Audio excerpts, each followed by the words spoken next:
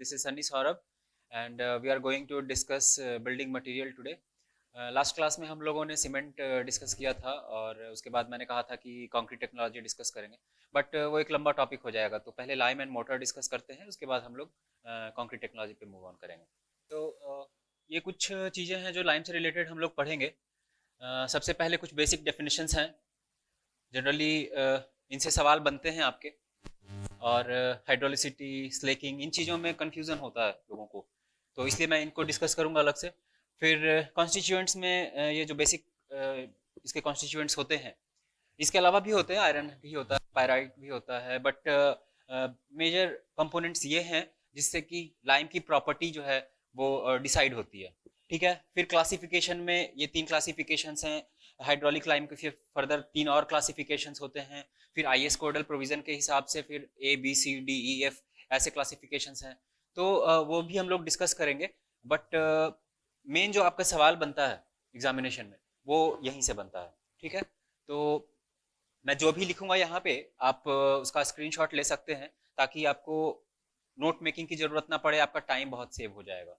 ठीक है, लंबा टॉपिक है, इसलिए स्क्रीनशॉट्स लेने की कोशिश करेंगे। इसका स्क्रीनशॉट ले लीजिए आप लोग, फिर उसके बाद हम लोग एक एक टॉपिक जो है डिस्कस करते हैं हम लोग।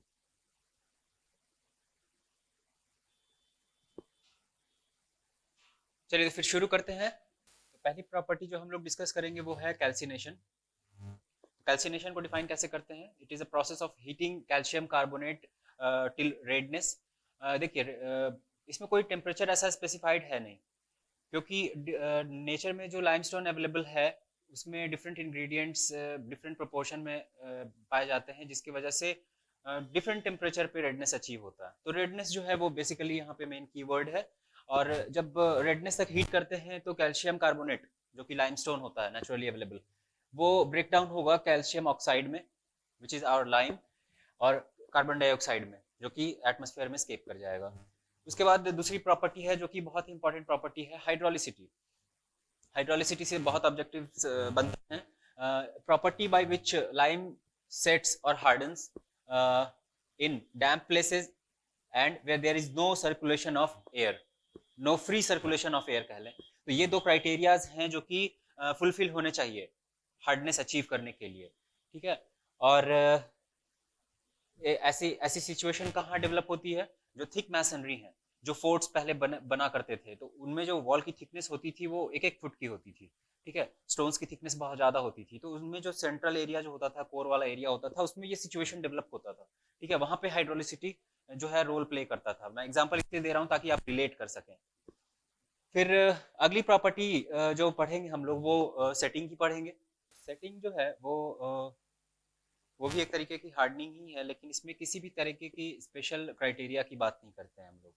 ठीक है, जब हाइड्रोलिसिटी हमने पढ़ा तो हमने कहा कि the property by which lime sets और हार्डन्स, तो एक्चुअली कह सकते हैं इनडायरेक्टली कि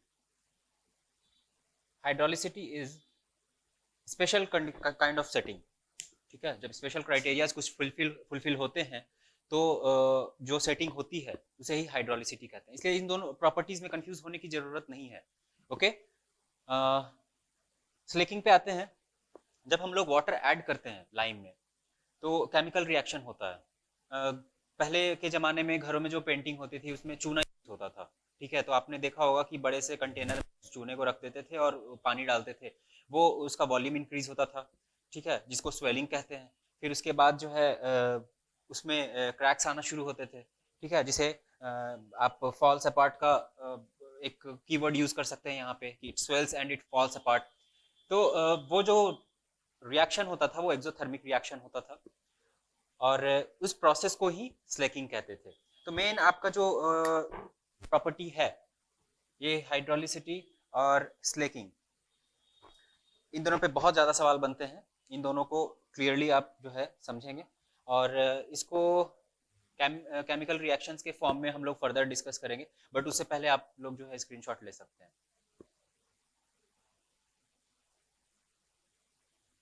ठीक है, फिर आगे बढ़ते हैं हम लोग केमिकल रिएक्शन की तरफ। तो जब स्लेकिंग हमने जैसा कि पढ़ा कि जब हम लोग लाइम में वाटर ऐड करते हैं तो कैल्शियम हाइड्रोक्साइड बनता है। ठीक है, इसे कहते हैं स्लेकेड लाइम।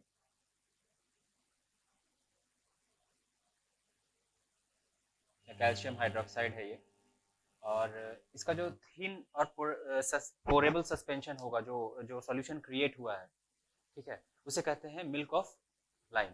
तो ये कीवर्ड याद रखेंगे, मिल्क ऑफ लाइम।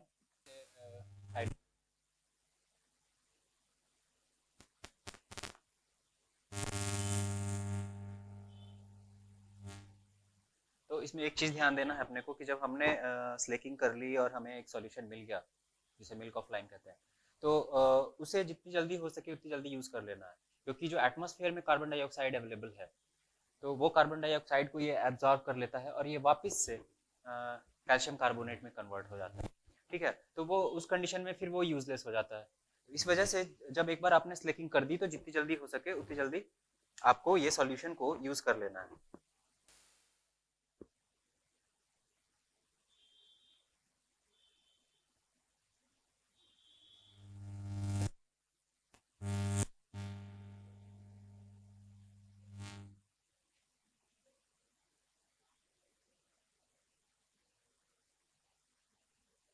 तो इसमें आपके एग्जाम में ये स्टेटमेंट के फॉर्म में ये सवाल पूछा जा सकता है कि स्टेटमेंट वन, slaked lime या hydrate lime should be used as soon as possible after preparation. Statement 2, slaked lime has high affinity for carbon dioxide and it reacts with carbon dioxide to form calcium carbonate, which renders the slaked lime useless. तो statement one भी correct है, statement to भी correct है, and statement two is correct explanation for statement one. ठीक है, तो ऐसे जो स्टेटमेंट्स आते हैं आपके, क्योंकि चूंकि इस बार मेंस हटा दिया आपके बीपीएससी में, तो इस तरीके के सवाल आने के चांस हैं जिसमें कि ईएससी का पैटर्न फॉलो हो सकता है। तो जो मैंने अभी आपको बताया वही मैंने स्टेटमेंट के फॉर्म्स में दे दिया है। सवाल ऐसे आते हैं कि statement one is correct, statement two is wrong, statement one is wrong, statement two is correct, या statement one correct, statement two correct and statement two is correct explanation for one. तो इस तरीके के जो गाइडलाइंस होंगे, instructions होंगे question के लिए, वो आप लोग देख लेंगे। बट यहाँ पे जो है वो एक बार एक्सप्लेन कर देता हूँ मैं फिर से कि hydrate of lime should be used as soon as possible after preparation. Correct. Statement 2, hydrate of lime has higher affinity for atmospheric carbon dioxide, hence it reacts with it and get converted into useless calcium carbonate या carbonate of lime। ये भी correct है। ठीक है, and this is correct explanation for statement one. तो instruction जो भी होगा A B C D option का, उसके अकॉर्डिंग आप लोग मार्क कर लेंगे। एक ऑब्जेक्टिव आया हुआ है कि how much water is required for slaking of lime. तो जनरल एक ऐसा कोई, क्योंकि देखिए नेचुरली जो अवेलेबल है लाइमस्टोन, उसमें लाइम का जो है परसेंटेज डिफरेंट डिफरेंट होगा, तो बहुत सारे उसमें इम्प्योरिटीज भी अवेलेबल होते हैं, उस पर भी डिपेंड करता है। बट रफली कह सकते हैं कि 32% by weight of calcium oxide is required for slaking of lime.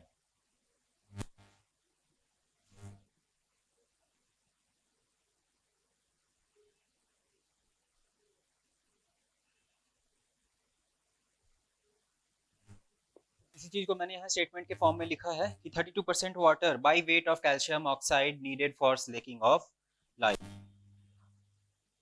और जो दूसरे इम्प्योरिटीज अवेलेबल होते हैं उसके प्रेजेंस के बेसिस पे ये परसेंटेज प्लस माइनस 2-3% भी हो सकता है। ठीक है, 2% 3% इसमें या तो बढ़ा लेंगे या फिर माइनस कर लेंगे। स्क्रीनशॉट ले लीजिए इसका।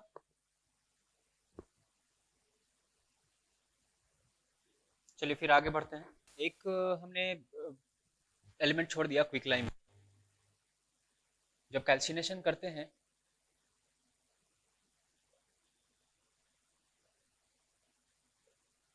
तो कैल्सिनेशन के बाद जो है calcium carbonate breaks down in form of calcium oxide and carbon dioxide.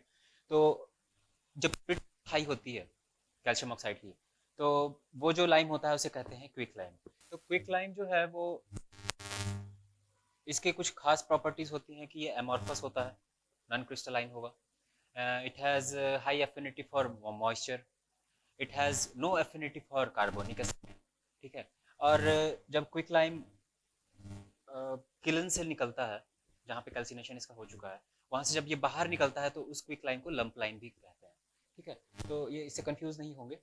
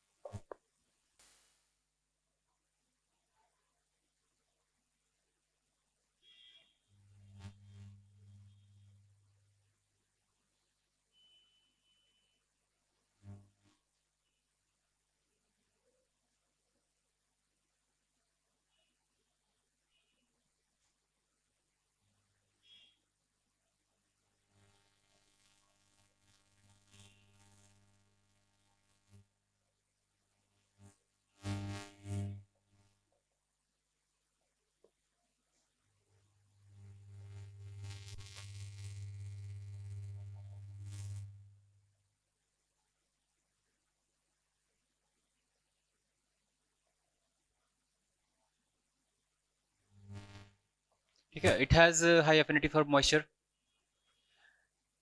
It has no affinity for carbonic acid, इसे H2CO3 भी कहते हैं। और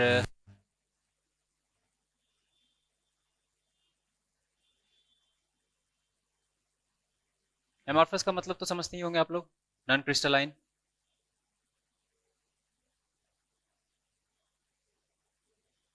वो स्टेटमेंट के फॉर्म में फिर सवाल दे देंगे, which of the following statement is correct. Statement number one, it has crystalline nature, गलत हो जाएगा।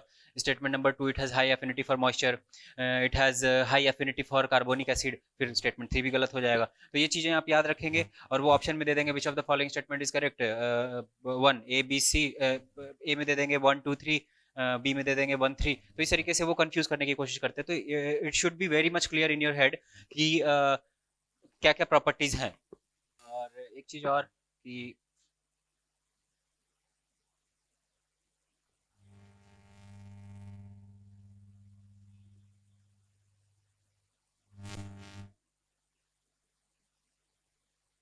when quicklime comes out of kiln, it is known as lump lime.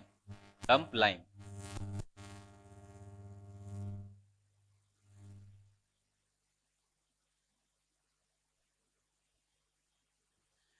ठीक है, तो फोकस करेंगे एमॉर्फस। मॉइस्चर के लिए एफिनिटी होगी, कार्बोनिक एसिड के लिए एफिनिटी नहीं होगी, एंड लंप लाइम किसको कहते हैं? लंप लाइम उसी क्विक लाइम को कहते हैं which comes out of kiln. चलिए आगे बढ़ते हैं, आप स्क्रीनशॉट ले लीजिए, उसके बाद हम लोग आगे बढ़ेंगे। अब हम लोग देखेंगे कि कॉन्स्टिट्यूएंट्स ऑफ जो लाइमस्टोन है वो क्या होते हैं। अगर हम एक गुड लाइम की बात करें तो क्ले का परसेंटेज 8 to 30% तक होना चाहिए। ठीक है, क्ले कौन सी प्रॉपर्टी इंड्यूस करता है? हाइड्रोलिसिटी। हाइड्रोलिसिटी हमने अभी पढ़ा था थोड़ी देर पहले कि it is property of lime by which it sets और it hardens in damp places where there is no free circulation of air. ठीक है, लाइक थिक मैसनरीज। तो ये जो प्रॉपर्टी होती है हाइड्रोलिसिटी की, ये क्ले की वजह से ही इंड्यूस होती है। ठीक है,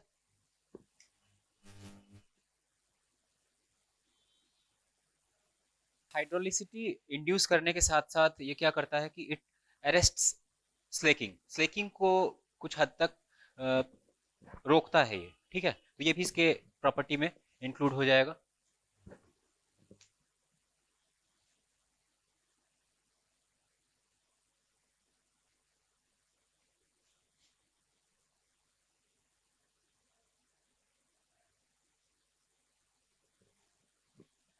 स्लेकिंग क्या था? स्लेकिंग हमने पढ़ा कि अगर प्योर लाइम की बात करें, अगर वो वाटर्स में ऐड करते हैं तो आप एक केमिकल रिएक्शन होता है, एक्सोथर्मिक रिएक्शन होता है, जिसमें कि जो पाउडर है वो स्वेल करेगा, that will fall apart and cracks आएंगे। ठीक है, उसको कहते हैं स्लेकिंग। तो ये चीज़ें ध्यान रखेंगे आप। उसके बाद हम लोग आगे बढ़ेंगे। सिलिकेट्स।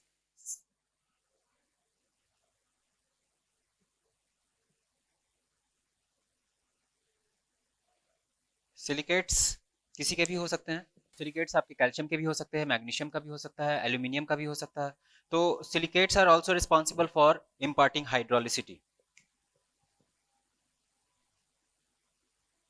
मैं शॉर्ट में लिख रहा हूँ, ठीक है, एक्सप्लेन मैं कर ही रहा हूँ, एक शॉर्ट नोट्स की तरह आपका प्रिपेयर हो जाएगा। फिर अगला कंपोनेंट है अपना magnesium carbonate.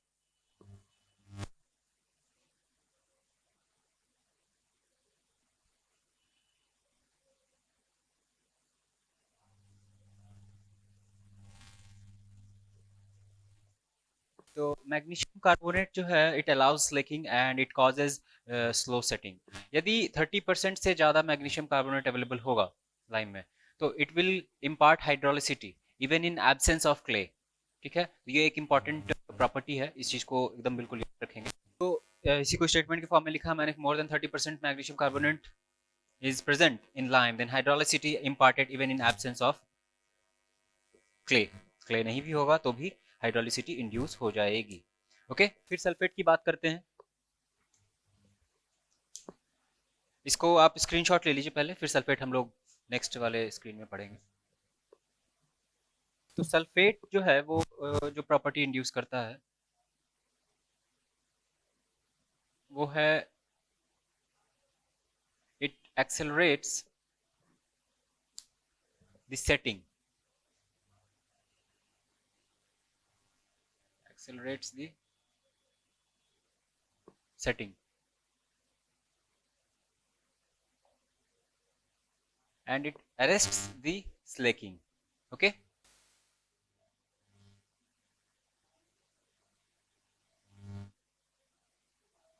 arrests the slaking. slaking पढ़ा है हमने, वाटर ऐड करने पे केमिकल रिएक्शन होता है, स्वेलिंग होती है, फॉल आउट होता है, क्रैक्स आते हैं, एक्सोथर्मिक रिएक्शन होता है, तो उसे कहते हैं स्लेकिंग। ठीक है, अब हम लोग पढ़ेंगे types of lime. Classification of lime हम लोग पढ़ेंगे। एक बार ओरली में बता देता हूँ आपको कि फैट लाइम, हाइड्रोलिक लाइम और पुअर लाइम, ये तीन मेन क्लासिफिकेशन है लाइम्स की। ज़्यादा हाई प्योरिटी वाले लाइमस्टोन की जब कैल्सिनेशन करते हैं हम लोग तो हमें फैट लाइम ऑब्टेन होता है। ठीक है, उससे कम प्योरिटी वाला अगर कैल्सिनेशन होगा तो हाइड्रोलिक लाइम होगा, और जो सबसे कम प्योरिटी वाला लाइमस्टोन को अगर कैल्साइन करते हैं तो पुअर लाइम ऑब्टेन होता है। तो फैट लाइम जो है उसे रिच लाइम भी कहते हैं, उसे प्योर लाइम भी कहते हैं, उसे हाई कॉस्टिक लाइम भी कहते हैं। और इसमें जो प्योरिटी होती है वो 95% के अराउंड होती है। ठीक है, और जो 5% रिमेनिंग हो गया वो क्ले का कंटेंट होता है। और क्ले कौन सी प्रॉपर्टी इंड्यूस करता है? क्ले हमने पढ़ा है अभी थोड़ी देर पहले कि clay imparts hydraulicity and it makes lime insoluble in water. तो जब यहाँ क्ले का परसेंटेज कम है, 5% है, तो ऑब्वियस सी बात है कि it will B soluble in water. इसका यूज़ कहाँ करते हैं फैट लाइम का? फैट लाइम का यूज़ वहाँ नहीं करेंगे जहाँ स्ट्रेंथ की रिक्वायरमेंट है, फैट लाइम का यूज़ करेंगे वहाँ जहाँ एस्थेटिक अपीयरेंस रिक्वायरमेंट है। ठीक है, इसमें लाइम का कंटेंट ज़्यादा है, ये वाइटनेस इसकी बहुत ज़्यादा होती है, तो एस्थेटिक अपीयरेंस बहुत अच्छा प्रोवाइड करता है ये। तो जो पेंटिंग करते हैं हम लोग दीवारों पे, वहाँ पे इसका इस्तेमाल करते हैं, तो वाइट वॉशिंग का नाम दिया जाता है उससे। तो वाइट वॉशिंग में फैट लाइम यूज़ करेंगे, लेकिन जहाँ स्ट्रेंथ रिक्वायरमेंट होगी वहाँ नहीं करेंगे। दूसरी बात की फैट लाइम में प्लास्टिसिटी बहुत हाई होती है। ठीक है, और इसकी हार्डनिंग जो है वो स्लो होती है। तो ये आपके फैट लाइम्स की प्रॉपर्टीज थी। फिर हम अगर हाइड्रोलिक लाइम की बात करें, हाइड्रोलिक लाइम नाम कैसे पड़ा? इसमें हाइड्रोलिसिटी की प्रॉपर्टी होती है, इसे हाइड्रोलिक लाइम इसीलिए कहते हैं। और हाइड्रोलिसिटी हम जानते हैं कि it's property of lime by virtue of which it sets, it hardens in damp places in absence of free circulation of air. Okay, under water भी इसकी सेटिंग हो जाती है आराम से। ओके, एक सवाल आया हुआ है ऑब्जेक्टिव के तौर पे कि अंडर वाटर यदि आपको लाइम यूज करना है तो विच लाइम शुड बी यूज्ड, तो वहाँ पे हाइड्रोलिक लाइम ऑप्शन में रहेगा, उसे आप टिक करेंगे। ओके, अब जो है पुअर लाइम की बात करें तो पुअर लाइम में क्ले का कंटेंट ज़्यादा होता है। क्ले का कंटेंट आपका 90 to 95% के आसपास होता है, लाइम का कंटेंट कम हो जाता है। तो चूंकि क्ले ज़्यादा है तो इसमें क्या होगा कि क्ले ज़्यादा होने की वजह से it will make the lime insoluble in water. Okay, हम लोग एक्चुअली इसको रिटर्न फॉर्म में हम लोग एक बार पढ़ लेंगे, आप स्क्रीनशॉट ले लीजिए उसके बाद।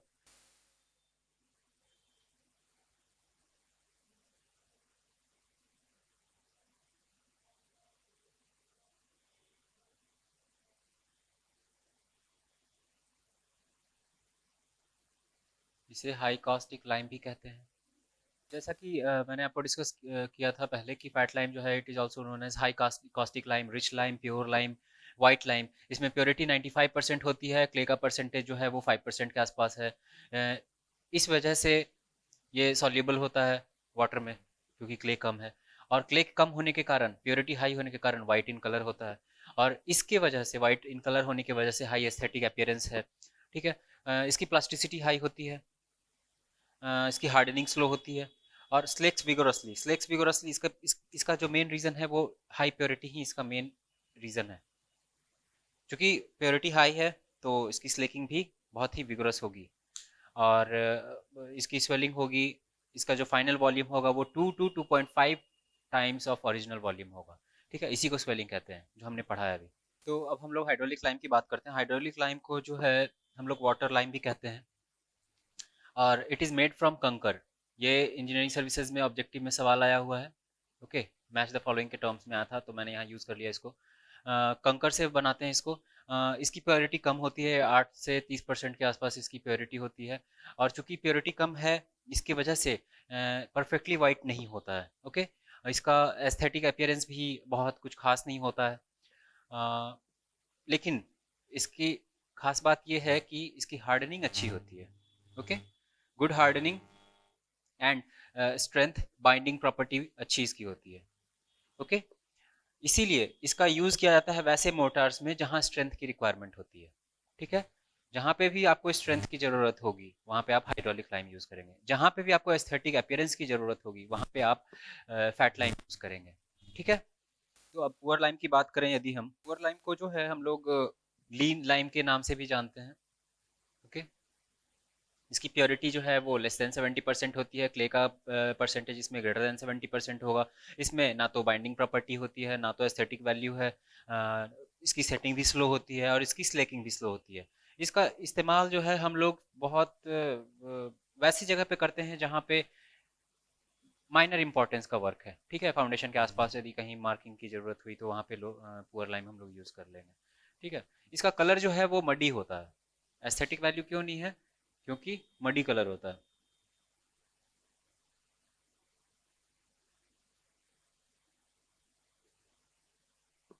हाइड्रोलिक लाइम को भी फर्दर डिवाइड करते हैं हम लोग तीन पोर्शन में। उसका क्लासिफिकेशन भी पढ़ेंगे। और ये तो जनरल क्लासिफिकेशन है लाइम का।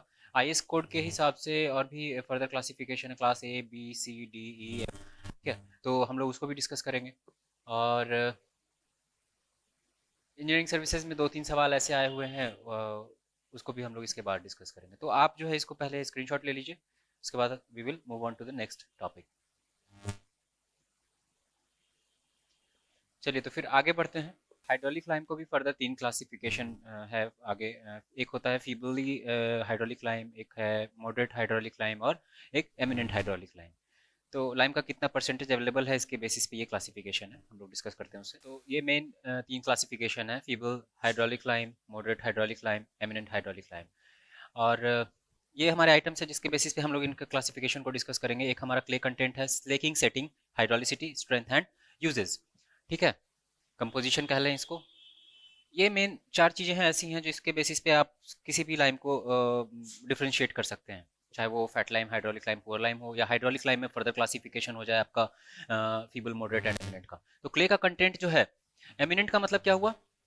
एमिनेंट मीन्स तुरंत, फास्ट। इसकी सेटिंग जो होगी फास्ट होगी, इसमें हाइड्रोलिसिटी प्रॉपर्टी ज़्यादा होगी। ठीक है, तो इसमें क्ले का कंटेंट 10%, 20%, 30%। ओके। स्लेकिंग इसकी फास्ट होगी क्योंकि इसमें क्ले कम है। Clay is just like a impurity. Okay.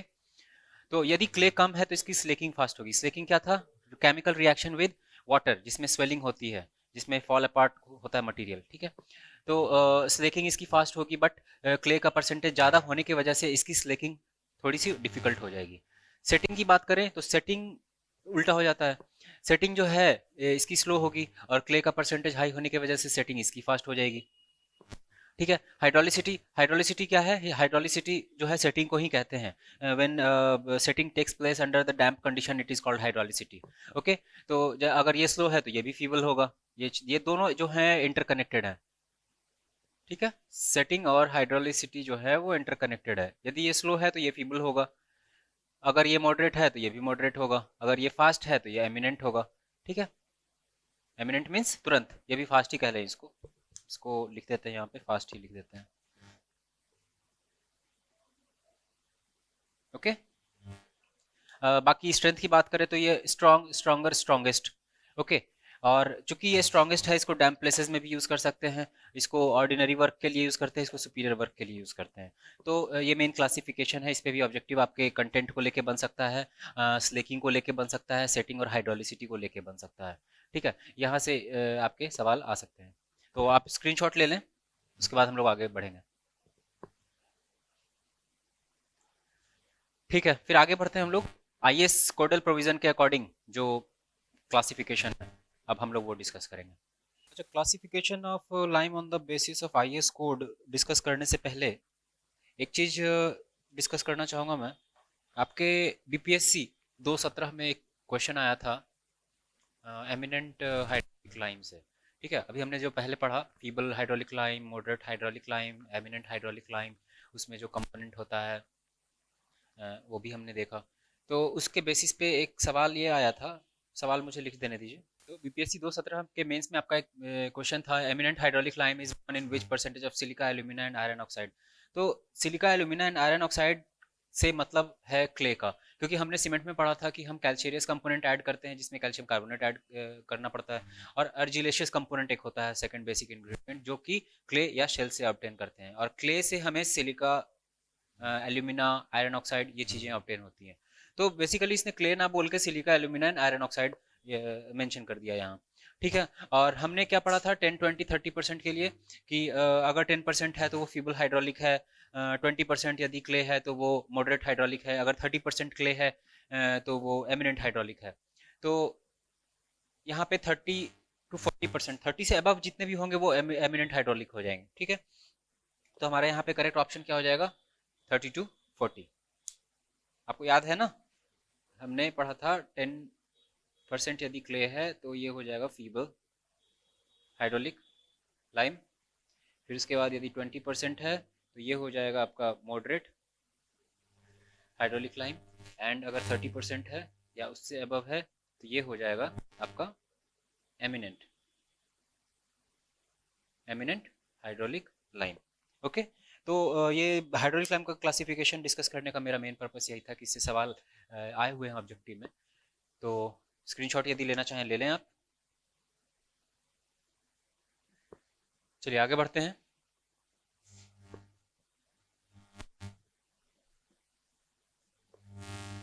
अब आई एस क्लासिफिकेशन जो है, हमने देखा कि 6 IS क्लासिफिकेशन हैं टोटल,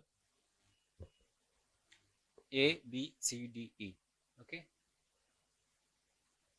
तो आइस क्लासिफिकेशन हम लोग पढ़ लेते हैं कि इसमें ABCDEF है, और ये एमिनेंट हाइड्रोलिक लाइम से एक सवाल आया हुआ इंजीनियरिंग सर्विसेज में। ठीक है, इसलिए ये इम्पॉर्टेंट हो जाता है।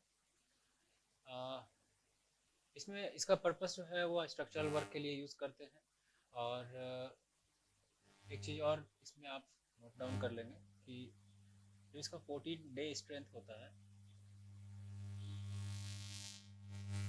वो 1.75 मेगा पास्कल होता है।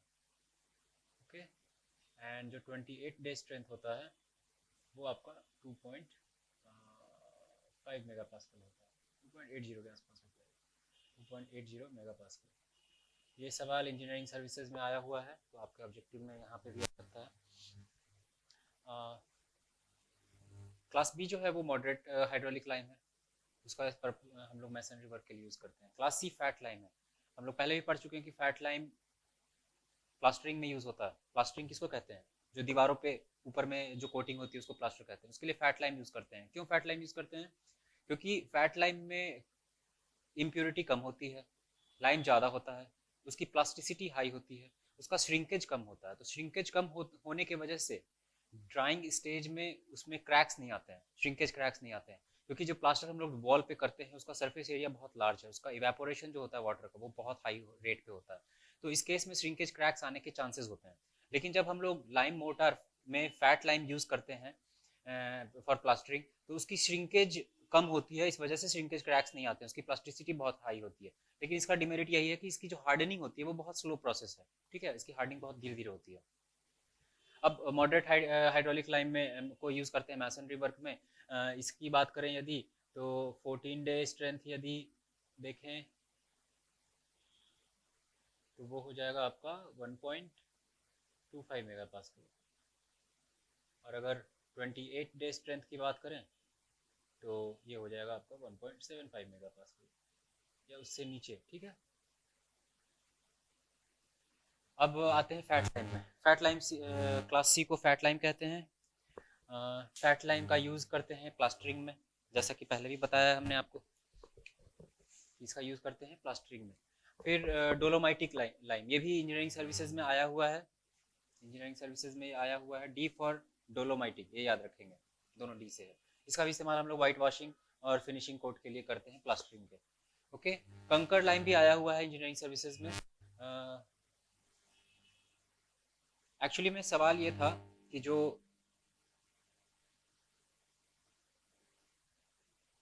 हाइड्रोलिक लाइम है उसे कंकर लाइम भी कहते हैं,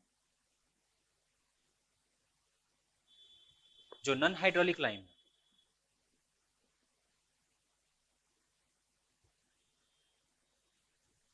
उसे डोलोमाइटिक लाइम कहते हैं।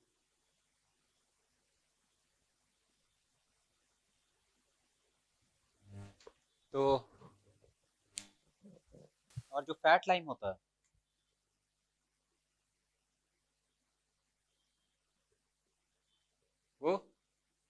सी शेल लाइम होता है।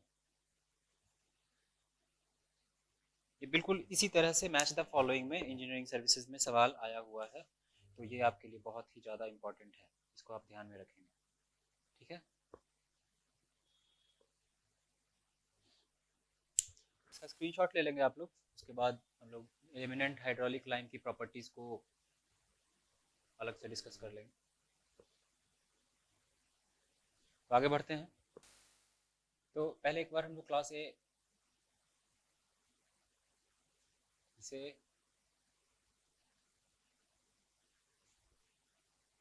एमिनेंट हाइड्रोलिक लाइन होता है वो, इसकी कुछ प्रॉपर्टीज़ जो हैं वो हम लोग देख लेते हैं।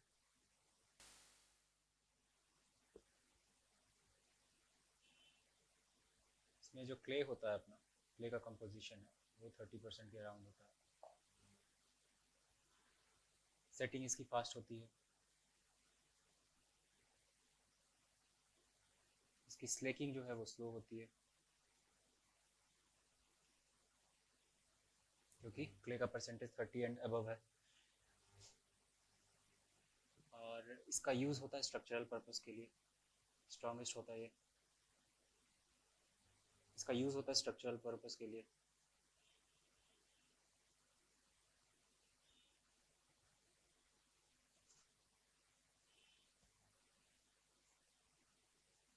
डैम्प प्लेसेस में भी यूज़ कर सकते हैं। क्यों? क्योंकि एमिनेंट हाइड्रोलिक है, हाइड्रोलिसिटी इंड्यूस होगी डैम्प कंडीशन में। फिर ये जो स्ट्रेंथ की बात है 1:3, अगर हम बात करें लाइम सैंड मोटार की, तो इसका 14 डे स्ट्रेंथ जो होगा that will B 1.75 mega pascal. और यही जब हम 28 डे स्ट्रेंथ की बात करेंगे तो ये होगा 2.8 मेगा पास्कल। ये इंपॉर्टेंट इसलिए है क्योंकि बीपीएससी 217 में एक बार एक सवाल पूछा हुआ है जो सीमेंट सैंड मोटार के 3 डेज क्योरिंग के बाद की क्या स्ट्रेंथ होती है, ये सवाल आया हुआ है। तो हो सकता है कि ये सवाल भी आ जाए क्योंकि दूसरे जगह ऑब्जेक्टिव्स में आया हुआ है। ठीक है, तो ये ध्यान रखेंगे आप, 1.75 मेगा पास्कल 14 डे स्ट्रेंथ में और 28 डे स्ट्रेंथ में 2.8 मेगा पास्कल। एक ट्रिक है, 28 डे स्ट्रेंथ एंड 2.8, इसको 10 से डिवाइड कर देंगे 2.8 मेगा पास्कल आ जाएगा। ठीक, और इसमें और तो कुछ डिस्कस करने लायक है नहीं। एक और सवाल आया हुआ है फैट लाइम से रिलेटेड कि क्लास सी फैट लाइम में यदि आपको हाइड्रोलिसिटी इंड्यूस करनी है तो आप कैसे इंड्यूस करेंगे।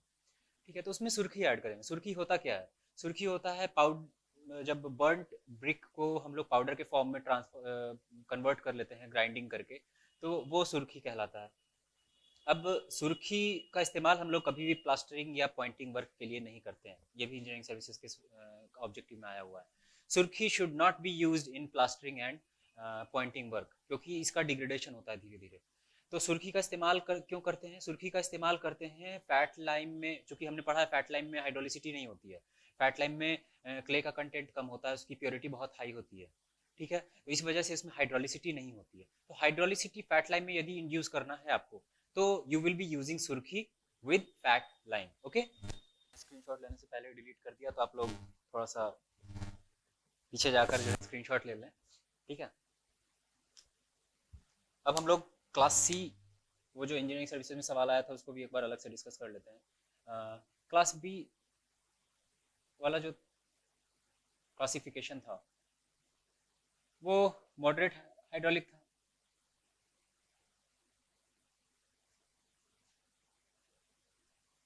इसका इस्तेमाल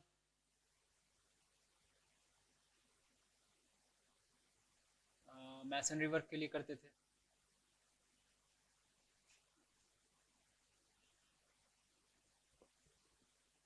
ठीक है, फिर इसके बाद इसके भी 14 डे स्ट्रेंथ और 28 डे स्ट्रेंथ को एक बार देख लेते हैं। ठीक है, तो इसका 14 डे स्ट्रेंथ जो है वो 1.25 मेगा पास्कल होगा, 28 डे स्ट्रेंथ जो है 1.75 मेगा पास्कल होगा। उसके बाद आते हैं आगे। अच्छा, ये चीज़ ध्यान रखेंगे आप, इसको मैसनरी वर्क में यूज़ करते हैं। ठीक है, जिसमें और ये जो है आपका, अगर क्लास ए स्ट्रॉन्गेस्ट है तो ये स्ट्रॉन्गर होगा।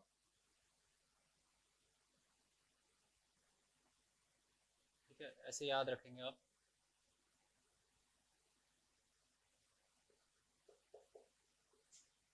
मैं बार बार इसलिए रिपीट कर रहा हूँ कि ये चीज़ें बहुत ही कंफ्यूजिंग होती थी, मैं खुद कंफ्यूज होता था, इसलिए बार बार डिस्कस करने से ये चीज़ें आपके दिमाग में बैठ जाएंगी। ठीक है, कॉम्पिटिटिव स्टडी करने से। चलिए, फैट लाइम की बात करें यदि क्लास सी, तो फैट लाइम में हम जानते हैं कि हाइड्रोलिसिटी होती नहीं है।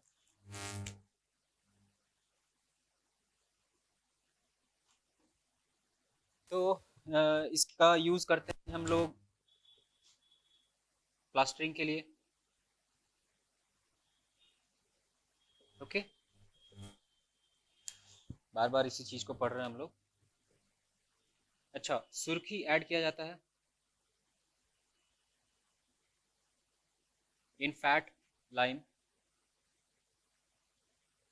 To induce hydroelectricity.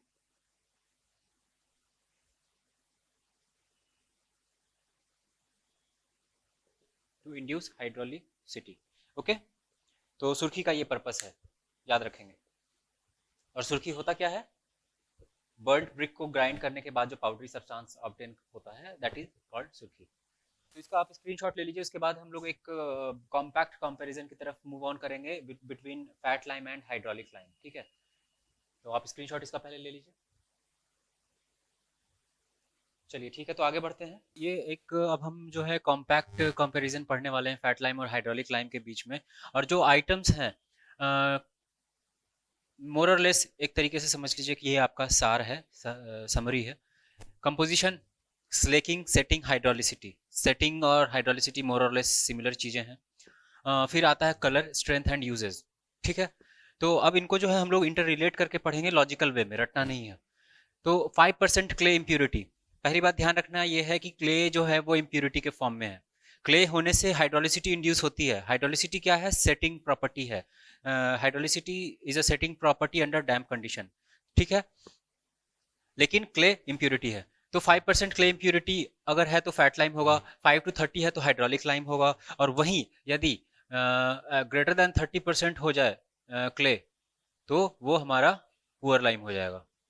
ठीक है, तो खैर ये उतना कंपैरिजन में अभी जरूरत है नहीं।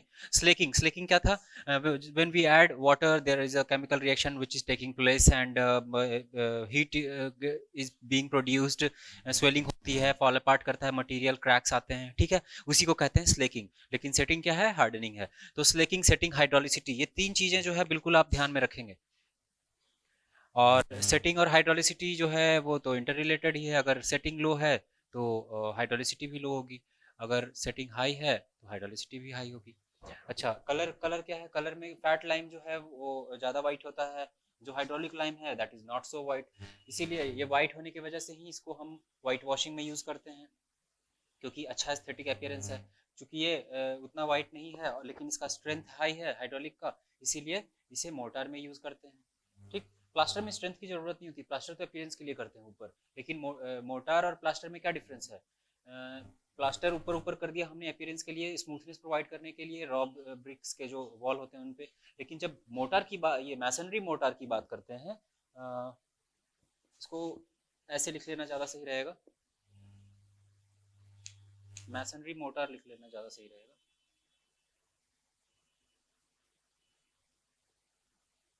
ठीक है, तो मैसनरी मोर्टार का मतलब हुआ ब्रिक्स को जोड़ने के लिए जो जो मसाले का इस्तेमाल करते हैं हम लोग, वो मैसनरी मोर्टार है। तो चूंकि हमें वहाँ स्ट्रेंथ चाहिए, तो इस वजह से हम लोग हाइड्रोलिक लाइम वहाँ यूज़ करते हैं।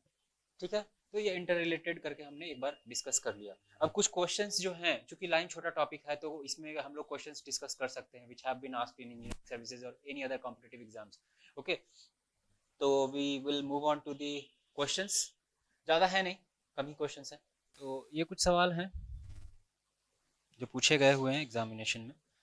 Lime motor is made by using. देखिए, मोटार की जब बात कर रहे हैं तो हम हमेशा समझेंगे मैसनरी मोटार। ठीक है, तो मैसनरी मोटार के लिए हमने पढ़ा है,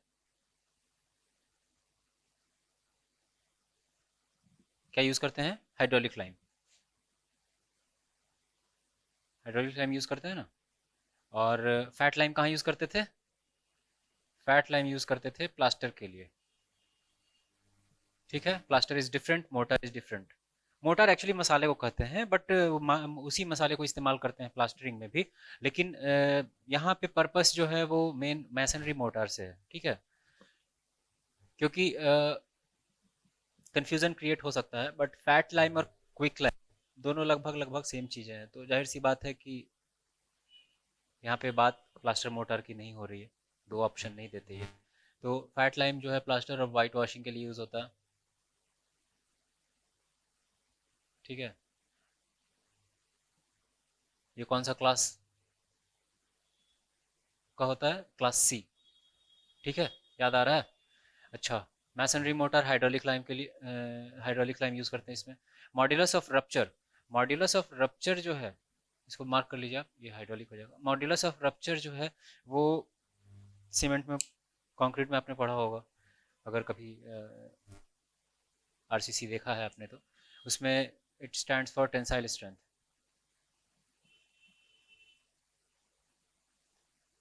ठीक है, तो ये it should not be less than 1.05 mega pascal. Okay, ये याद रखना अपने को, तो इसके हिसाब से आंसर हो जाएगा ये। अच्छा, इसी के साथ हम लोग ये भी देख लेते हैं कि जो एमिनेंट हाइड्रोलिक था, जो एमिनेंट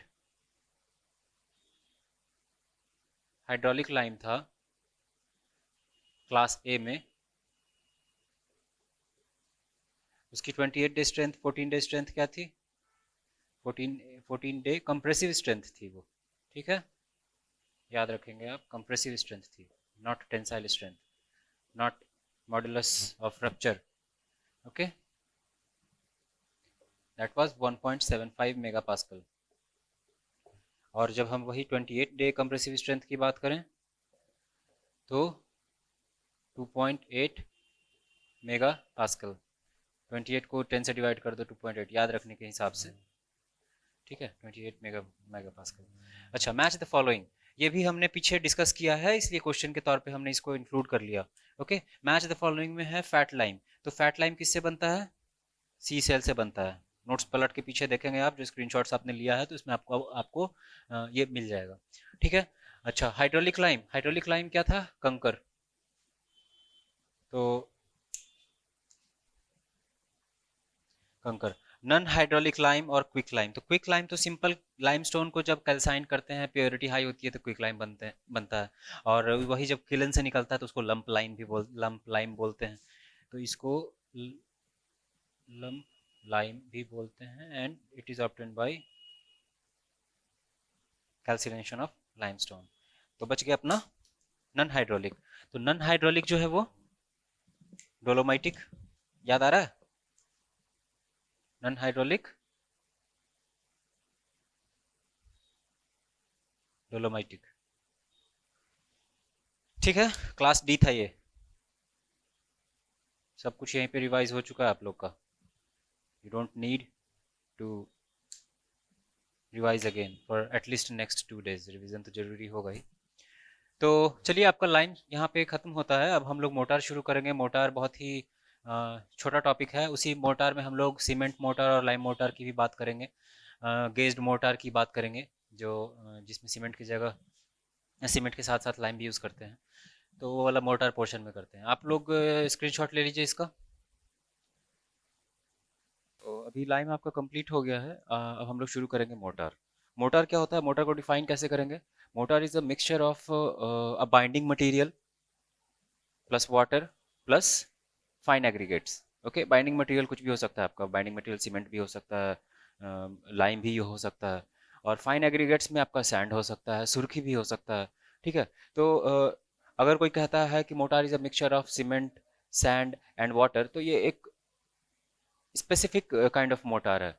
अगर जनरल डेफिनेशन दें मोटार का, तो mortar can be defined as mixture of binding material plus water plus fine aggregates. ठीक है, तो बाइंडिंग मटेरियल आपका या तो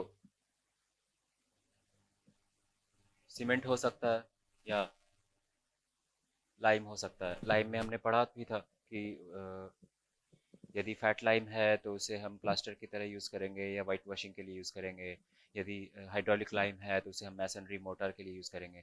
हमने ये भी देखा था कि प्लास्टर और मोटार, जो मैसनरी मोटार होता है उसमें डिफरेंस क्या है। हालांकि दोनों ही जो है मिक्सचर होते हैं, बट यूज़ पे डिपेंड करता है कि उसे प्लास्टर बोलेंगे या मैसनरी मोटार बोलेंगे, और उसके हिसाब से उनकी स्पेसिफिकेशन जो है डिसाइड होती है। फाइन एग्रीगेट की बात करें तो फाइन एग्रीगेट में मोस्ट कॉमनली यूज जो है वो सैंड है ऑब्वियसली, लेकिन सुर्खी भी यूज़ कर सकते हैं। इसलिए मैं डिस्कस कर रहा हूँ, जनरली करते नहीं है फील्ड में, सुर्खी कभी यूज़ करता हुआ नहीं देखेंगे आप। बट सुर्खी इसलिए हम डिस्कस कर रहे हैं क्योंकि सुर्खी से सवाल बहुत आते हैं ऑब्जेक्टिव्स में। सुर्खी होता क्या है, जो ब्रिक्स होते हैं, जो ईंट होती है, उसको अगर आप ग्राउंड कर दें, बिल्कुल पीस कर फाइन मटेरियल में कन्वर्ट कर दें, तो दैट विल बी कॉल्ड सुर्खी। ठीक है। तो सैंड जो है, इसकी प्रॉपर्टी क्या क्या होती है, इसकी कुछ स्पेसिफिकेशंस हैं, रिक्वायरमेंट हैं, जो कि हम लोग फर्दर डिस्कस करेंगे। बट अगर देखा जाए, जो मेन प्रॉपर्टी है वो ये है कि फाइननेस मॉड्यूलस जो है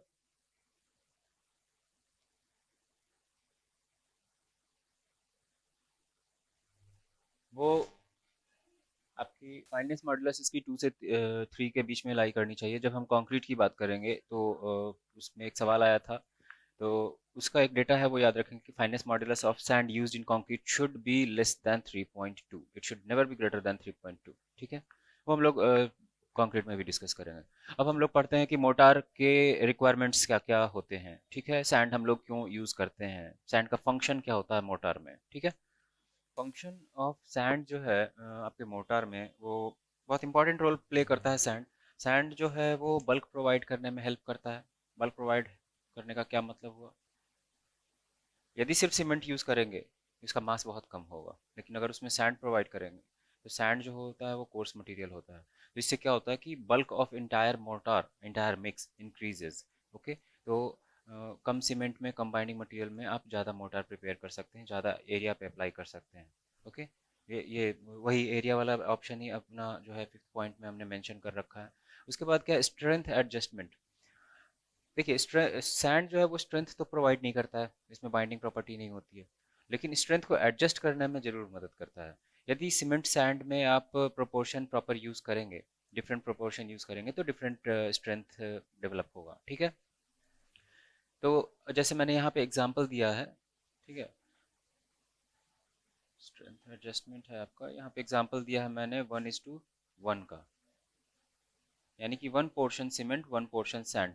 it is used as pointing work. Pointing work किसको कहते हैं, पॉइंटिंग वर्क कहते हैं, जो आपने सीढ़ियाँ देखी हैं, तो सीढ़ियों में जो स्टेप्स होते हैं, ये जो स्टेप का पॉइंट है, यहाँ पे जो मोटार यूज़ होगा, चूंकि यहाँ पे सरफेस एरिया बहुत कम है, तो सरफेस एरिया कम होने की वजह से क्या होगा कि थोड़ा सा भी यहाँ पे फोर्स अगर अप्लाई होता है तो स्ट्रेस ज़्यादा होगा। Stress is equals to force upon area. यदि आपका यहाँ पे एरिया आपका कम है, ठीक है, पॉइंट के फॉर्म में है, तो एरिया कम होगा तो स्ट्रेस बहुत ज़्यादा होगा। स्ट्रेस ज़्यादा होगा तो ये क्रैक्स आने के चांसेस हैं, क्रशिंग होने के चांसेस हैं।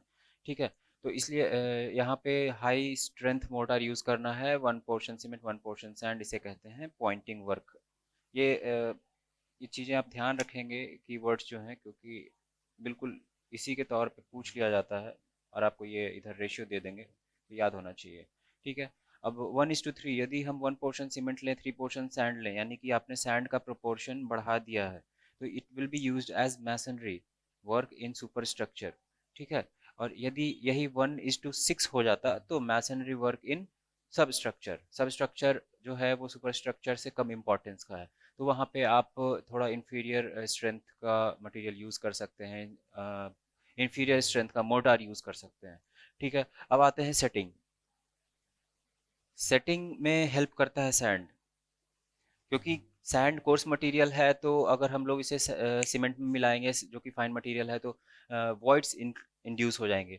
वॉइड्स जब इंड्यूस होंगे तो वो क्या करेगा, कार्बन डाइऑक्साइड एटमॉस्फेयर से एब्जॉर्ब करने में हेल्प करेगा, और जिसकी वजह से जो है hardening of the entire mortar paste will take place. अगर आपको याद हो तो कल मैंने आपको पढ़ाया था कि फैट लाइम जो होता है, अगर उसको हम लोग प्लास्टर की तरह यूज़ कर सकते हैं, वाइट वॉशिंग के लिए यूज़ कर सकते हैं, बट यदि उसको यूज़ करना है मैसनरी मोटार की तरह, जहाँ पे आपको स्ट्रेंथ की रिक्वायरमेंट है, तो वहाँ पे आप सुर्खी ऐड कर देते हैं। सुर्खी क्या करता है, सुर्खी भी जो है आपको वही रोल प्ले करता है जो यहाँ सैंड जो है सीमेंट मोर्टार में यूज कर रहा है प्ले।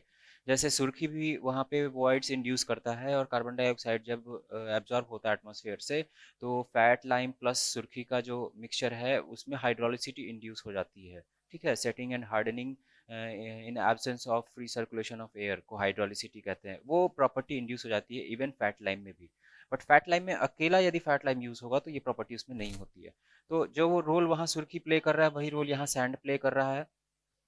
ठीक है, sand creates voids, absorbs CO2 in mortar and helps in setting. Okay, now shrinkage prevention. देखिए, सीमेंट जो है वो बहुत ही फाइन मटेरियल होता है। ओके, वाटर एडिशन के बाद जब वो ड्राई होता है तो उसमें श्रिंकेज बहुत ज़्यादा आता है, इसी वजह से श्रिंकेज क्रैक्स डेवलप होने के चांसेस होते हैं। तो इसको प्रिवेंट करने के लिए हम उसमें सैंड यूज़ करते हैं। ओके, जैसे अगर बहुत ही बेसिक लेवल पे मैं आपको एक्सप्लेन करूँ तो याद होगा बचपन में आपने कभी देखा होगा जो मिट्टी के बर्तन बनते हैं घरों में, तो उसमें राइस हस्क ऐड किया जाता था बाहर अलग से। उसका उसका भी रीज़न यही होता था। ठीक है, ताकि उसकी प्रॉपर ड्राइंग हो सके, उसकी प्रॉपर सेटिंग हो सके, और श्रिंकेज क्रैक्स प्रिवेंट किए जा सकें। ठीक है, वही काम यहाँ पे भी हो रहा है। सरफेस एरिया की बात करें यदि, तो सरफेस एरिया अगर सिर्फ सीमेंट हम यूज़ करेंगे एज बाइंडिंग मटेरियल, तो उसको हम लोग ज़्यादा सरफेस एरिया पे अप्लाई नहीं कर पाएंगे। बट सैंड के एडिशन की वजह से क्या होता है कि जो इंटायर मोर्टार मास है अपना, that gets divided into thin layers. Okay, और that can be applied over a large surface area. तो इससे हमारा जो कम सीमेंट में हम लोग ज़्यादा सरफेस एरिया cover कर सकते हैं, either if we are using this mortar as plaster material, or if we are using this mortar as masonry mortar। दोनों ही केसेस में आपको बल्क प्रोवाइड हो जाता है और ज़्यादा सरफेस एरिया कवर हो जाता है। तो सैंड की ये प्रॉपर्टीज़ हैं। आप चाहें तो ये इसका स्क्रीनशॉट ले लीजिए।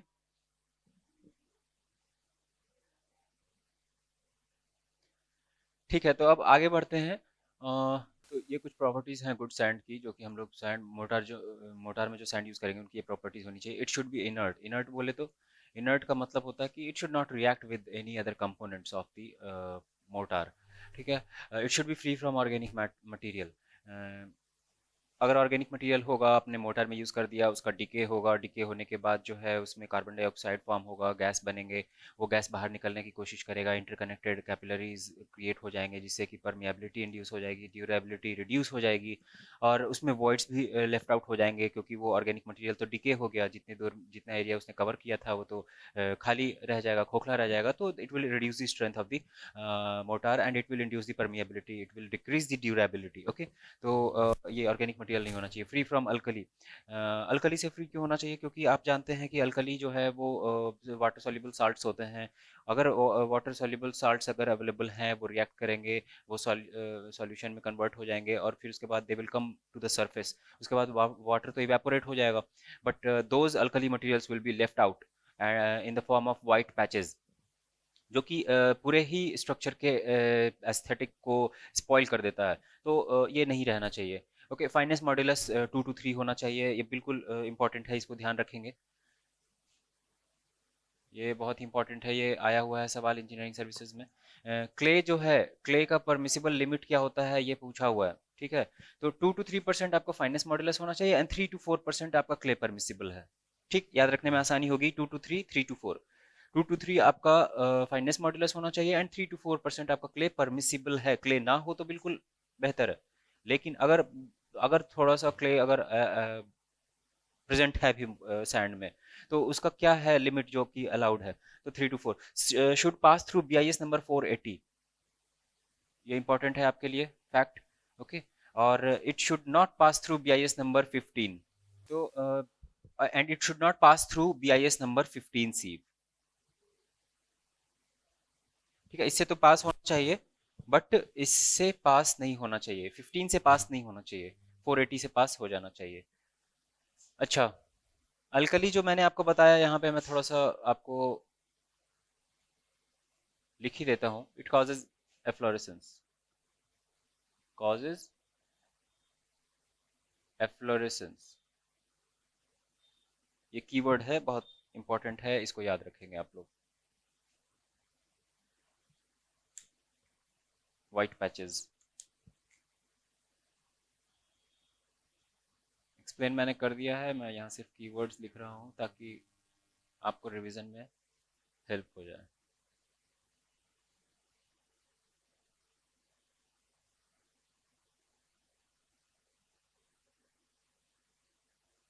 Destroys aesthetic appearance. ओके, तो इसका स्क्रीनशॉट ले लीजिए आप लोग। चलिए आगे बढ़ते हैं अब। तो डेंसिटी के आधार पे अगर हम बांटें मोटार को, तो इसे लाइट मोटार और हेवी मोटार में क्लासिफाई किया जा सकता है। यदि 15 kilo newton per metre cube से डेंसिटी कम है तो उसे लाइट मोटार कहेंगे। यदि 15 kilo newton per metre cube से डेंसिटी ज़्यादा है तो उसे हेवी मोटार कहेंगे। ठीक है, दोनों का ये एक तरीके से मैंने आपको यहाँ एक सिंबल फॉर्म में बताने की कोशिश की है ताकि आपको ध्यान रहे, भूले ना कभी आप। बाइंडिंग मटेरियल है, जिसमें कि बाइंडिंग मटेरियल यदि सीमेंट के तौर पे यूज़ कर रहे हैं तो सीमेंट मोटार हो जाएगा वो। यदि बाइंडिंग मटेरियल में हम लाइम डाल रहे हैं सीमेंट की जगह तो वो लाइम मोटार हो जाएगा। यदि हम सीमेंट और लाइम दोनों यूज़ कर रहे हैं एज बाइंडिंग मटेरियल सैंड के साथ, तो वो हो जाएगा आपका गेज्ड मोटार। इसमें क्या होता है, इसमें cement plus sand, cement plus lime plus sand plus water. Okay, तो मेजर ये बाइंडिंग मटेरियल के तौर पे सीमेंट और लाइन दोनों यूज़ हो रहा है। सुर्खी मोटार बहुत बार डिस्कस कर चुके हैं हम लोग। सुर्खी क्या होता है, जो ईंटें होती है, ब्रिक्स होते हैं, उसको आप पाउडर में कन्वर्ट कर लेते हैं और वो भी आपको जो है कभी कभी फाइन एग्रीगेट के तौर पे, सैंड के सब्स्टिट्यूट के तौर पे यूज़ किया जाता है मोटार्स में, लाइम के साथ या सीमेंट के साथ, तो उसे सुर्खी मोटार कहते हैं। ठीक है, सुर्खी होता क्या है? सुर्खी is fine, finally ground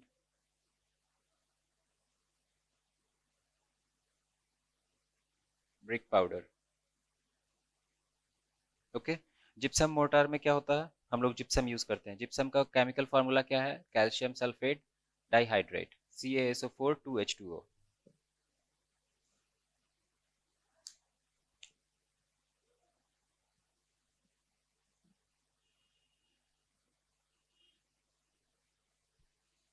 objective में आता है ये जिप्सम का फार्मूला।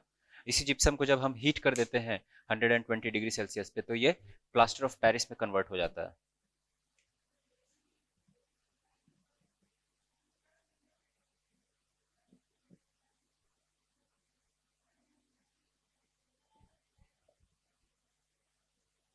देन कन्वर्टेड इनटू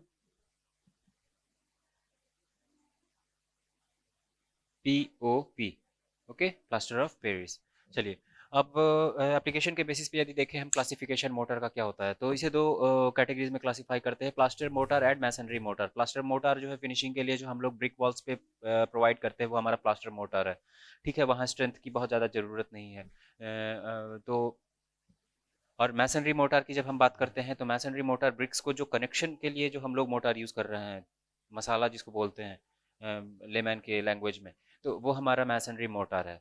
ठीक है दोनों सीमेंट सैंड के ही मिक्सचर, बट पर यूज़ के बेसिस पे आपका classification plaster motor and masonry motor हो रहा है।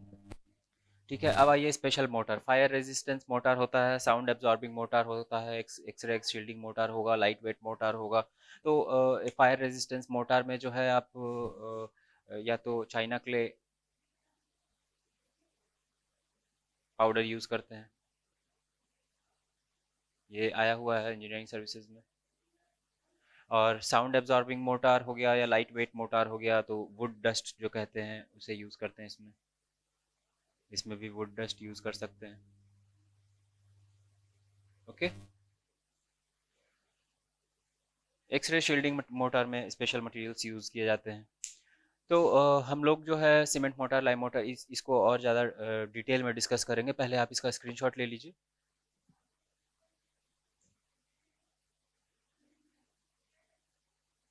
चलिए तो फिर आगे बढ़ते हैं। अब हम लोग जो है इन सारे टॉपिक्स को डिटेल में डिस्कस करेंगे।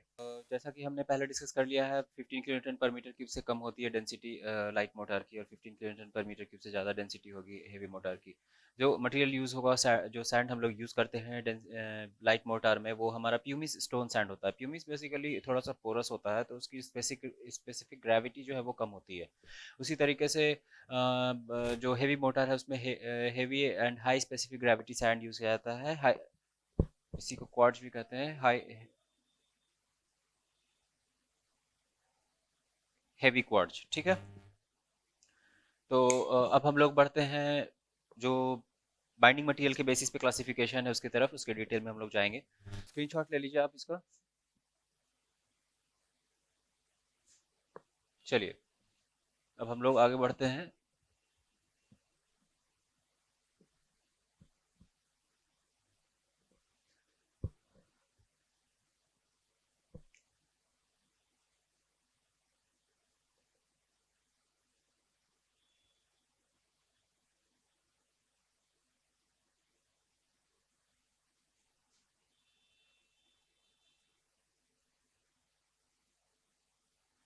Binding material based classification. ठीक है, सीमेंट सीमेंट मोटार में जो है हमने देखा पहले कि cement as binding material use करते हैं, और सैंड को हम लोग एज अडल्ट्रेंट यूज़ करते हैं। ठीक है, एज फाइन एग्रीगेट के तौर पे सैंड यूज़ करते हैं। एक चीज़ में ध्यान देने वाली बात यह है कि सुर्खी को हम लोग कभी भी इस्तेमाल नहीं करेंगे सिर्फ सीमेंट मोटार में। सुर्खी जिस इस मोटार में यूज़ करेंगे वो सुर्खी मोटार हो जाएगा। दोनों का यूज़ बिल्कुल अलग अलग है। उसके पीछे रीज़न ये है कि सीमेंट जो हमने पढ़ा उसमें बहुत सारे केमिकल कंपाउंड्स होते हैं, और सुर्खी is not chemically inert material. Okay, तो अगर सुर्खी का केमिकली इनर्ट मटेरियल नहीं है तो सीमेंट के कंपाउंड्स के साथ रिएक्ट करके ये अनडिजायरेबल प्रोडक्ट्स प्रोड्यूस कर सकता है, जिसके अनडिजायरेबल इफेक्ट्स हो सकते हैं। ओके, तो जो हायर इंपॉर्टेंस वाले प्लास्टर्स हैं या हायर इंपॉर्टेंस वाले मैसनरी मोटार्स हैं उसमें आपको सिर्फ और सिर्फ सीमेंट सैंड वाटर यूज़ करना है, यानी सिर्फ सीमेंट मोटार यूज़ करना है, सुर्खी का इस्तेमाल उसमें नहीं होगा। तो लाइम मोटार में हम लाइम जो है बाइंडिंग मटेरियल की तरह यूज़ करते हैं। फैट लाइम भी यूज़ कर सकते हैं, हाइड्रोलिक लाइम भी यूज़ कर सकते हैं, बट दोनों का पर्पस अलग अलग है, दोनों का यूज़ अलग अलग है। क्योंकि फैट लाइम है उसमें प्लास्टिक तो बहुत ज़्यादा प्लास्टिसिटी तो हाई होती है, बट उसमें श्रिंकेज भी बहुत ज़्यादा होता है, तो श्रिंकेज क्रैक्स आने के चांसेस हैं। और इसमें डैम्प प्लेसेस में यूज़ नहीं करते हैं क्योंकि इसकी हार्डनिंग स्लो होती है। लेकिन जब हम हाइड्रोलिक लाइम को यूज़ करते हैं एज बाइंडिंग मटेरियल, तो हम जानते हैं कि हाइड्रोलिक लाइम में हाइड्रोलिसिटी होती है, डैम्प प्लेसेस में इसकी सेटिंग ईजिली हो जाती है, तो इस वजह से हम लोग इसे वहाँ यूज़ करते हैं जहाँ हार्डनिंग और स्ट्रेंथ की रिक्वायरमेंट होती है। ठीक है, it is highly plastic, it has low shrinkage and it hardens in damp places. ठीक, अब हम आते हैं गेज्ड मोटार की तरफ। तो गेज्ड मोटार जो होता है उसमें हम लोग सीमेंट और लाइम दोनों को बाइंडिंग मटेरियल के तौर पे यूज़ करते हैं। लाइम का प्रोपोर्शन ज़्यादा रखा जाता है। बेसिकली लाइम मोटार में जब सीमेंट ऐड कर देते हैं थोड़ा स्ट्रेंथ प्रोवाइड करने के लिए, अर्ली स्ट्रेंथ प्रोवाइड करने के लिए, तो वो गेज मोटार कहलाता है। Okay, cement is to lime proportion 1:6 होता है। तो आप यहाँ से देख सकते हैं कि लाइम का प्रोपोर्शन बहुत ज़्यादा होता है सीमेंट से। ठीक है, इसीलिए इसे लाइम सीमेंट मोटार भी कहते हैं। अच्छा, इसे कंपोजिट मोटार के तौर पे भी जाना जाता है। और इसका यूज़ कहाँ करते हैं हम लोग? इसका यूज़ करते हैं बेडिंग। बेडिंग क्या होता है? जब आपको ग्राउंड पे अनइवन ग्राउंड पे थोड़ा लेवल्ड सरफेस चाहिए होता है जिसपे कि आप फिर ब्रिक वर्क स्टार्ट कर सको, तो उसके नीचे जो लेयर प्रोवाइड करते हैं उसे कहते हैं बेडिंग। और थिक ब्रिक वॉल्स हैं, वहाँ पे भी आप यूज़ कर सकते हैं गेज्ड मोर्टार को। ओके, तो एक चीज़ याद रखेंगे कि गेज्ड मोर्टार में लाइम का कंटेंट ज़्यादा होता है, 6 to 8 टाइम्स सीमेंट। सीमेंट जितना लेंगे उससे 6 to 8 टाइम्स ज़्यादा अपना लाइम रहेगा, इसीलिए इसे लाइम सीमेंट मोटार के तौर पे जाना जाता है। अब आते हैं हम लोग सुर्खी मोटार की तरफ। तो सुर्खी मोटार, सुर्खी होता क्या है हमने पहले भी डिस्कस किया है, बहुत बार डिस्कस किया हुआ है कि जब ब्रिक्स को पाउडर के फॉर्म में कन्वर्ट कर लेते हैं उसको सुर्खी कहते हैं। तो सुर्खी मोटार, जैसा कि इसमें बाइंडिंग मटेरियल को हम लोग जो यूज़ करते हैं वो फैट लाइम होता है जनरली। जब हम लोग फैट लाइम पढ़ रहे थे तो हमने देखा कि फैट लाइम में हाइड्रोलिसिटी होती नहीं है, हार्डनिंग की प्रॉपर्टी होती नहीं है, तो हम लोग सुर्खी ऐड करते हैं जिसकी वजह से वॉइड्स इंड्यूस होते हैं। और वो वॉइड्स इंड्यूस होने की वजह से एटमॉस्फेयर से कार्बन डाइऑक्साइड एब्जॉर्ब होता है और setting takes place of that fat lime. तो फैट लाइम को बाइंडिंग मटेरियल के तौर पे यूज़ करते हैं। यहाँ सुर्खी जो है वो बेसिकली आपके एडल्ट्रेंट के तौर पे काम कर रहा है। सैंड ना यूज़ करके हम यहाँ सुर्खी यूज़ कर रहे हैं एडल्ट्रेंट के तौर पे। सुर्खी induces voided lime matrix and helps in setting bye absorbing carbon dioxide. सुर्खी मोटार जो है वो सिर्फ और सिर्फ ऑर्डिनरी मैसनरी में यूज़ होगा। जहाँ पे स्ट्रेंथ की रिक्वायरमेंट है, जहाँ पे ड्यूरेबिलिटी की रिक्वायरमेंट है, वहाँ सुर्खी यूज़ नहीं करेंगे।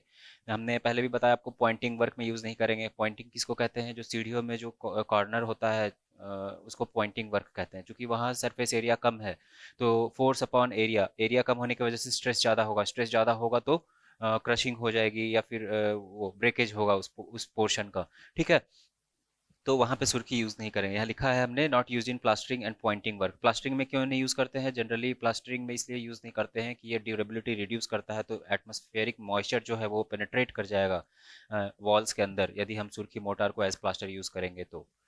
ठीक है, अब आते हैं जिप्सम मोर्टार की तरफ। जिप्सम होता क्या है बेसिकली? पहले तो हम लोग ये देखेंगे, जिप्सम को हमने यूज़ किया था सीमेंट में भी। सीमेंट में हमने यूज़ किया था कैसे? जब ट्राई कैल्शियम एल्यूमिनेट की वजह से फ्लैश सेटिंग हो रही थी, तो उसको हम लोग प्रिवेंट करने के लिए हम लोग जिप्सम यूज़ कर रहे हैं। जिप्सम का केमिकल फार्मूला होता है कैल्शियम सल्फेट, CaSO4। और जिप्सम की बात करें तो इसमें दो मॉलिक्यूल्स ऑफ वाटर ऐड हो जाते हैं, इसीलिए इसे कहते हैं डाईहाइड्रेट कैल्शियम सल्फेट। इसी को जब हम लोग हीट करते हैं 100-120 डिग्री सेल्सियस पे, तो ये जो डाई मॉलिक्यूल्स होते हैं, दो मॉलिक्यूल होते हैं वाटर के, वो कन्वर्ट हो जाते हैं हाफ मॉलिक्यूल ऑफ वाटर में। ठीक है, तो इसका फॉर्मूला हो जाता है calcium sulphate half H2O। Okay, वही हो जाता है हमारा प्लास्टर ऑफ पेरिस। तो gypsum used as binding material, gypsum का केमिकल फार्मूला होता है calcium sulphate, two molecules of water. इसी जिप्सम को जब हम लोग हीट करते हैं 120 degree Celsius to 180 degree Celsius पे, तो that gets converted into plaster of Paris, जिसका केमिकल फार्मूला यहाँ पे हमने लिख रखा है। ठीक है, तो ये हमारा classification on the basis of binding material था। इसे आप लोग जो है स्क्रीनशॉट ले लीजिए, ताकि आपको रिवीजन में हेल्प हो सके। चलिए, तो आगे बढ़ते हैं अब। अच्छा, आगे बढ़ने से पहले एक चीज़ डिस्कस करना चाहूँगा मैं, कि सुर्खी मोटार की हमने बात इतनी बार की है, और सुर्खी को हमने इतनी बार डिस्कस किया है। सुर्खी का स्पेसिफिकेशन एक बार पूछा हुआ है एग्जामिनेशन में, कि सुर्खी का स्पेसिफिकेशन होता है कि it's fineness should be such that it should be passing IS sieve number 9। आपने सीमेंट पढ़ा होगा, सीमेंट में फाइननेस टेस्ट पढ़ा होगा। फाइननेस टेस्ट में हमने ये देखा था कि अगर सीव टेस्टिंग करते हैं, ये दो टेस्ट होते थे सीमेंट के फाइननेस के लिए, एक सीव टेस्ट होता था और एक ब्लेन सेपरेटस टेस्ट होता था। तो सीव टेस्ट में हम लोग उसको ब्रेक डाउन करके और IS सीव नंबर 9 से पास करते थे, जिसका साइज होता था 90 माइक्रोन। और उसमें कंडीशन ये होती थी कि सीविंग 15 मिनट सीविंग के बाद जो है 10% बाई वेट रेसिड्यू नहीं लेफ्ट आउट होना चाहिए। ठीक है, 10% से ज़्यादा रेसिड्यू नहीं बचना चाहिए सीवी पे। तो यही सेम स्पेसिफिकेशन आपके सुर्खी की भी होती है। ठीक है,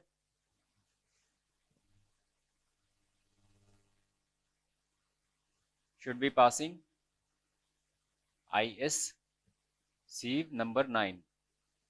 okay, and residue should be less than 10%। बात आ रही है समझ में? चलिए आगे बढ़ते हैं। फायर रेजिस्टिंग मोटार में तो सबसे पहली बात तो कि हम लोग वन पोर्शन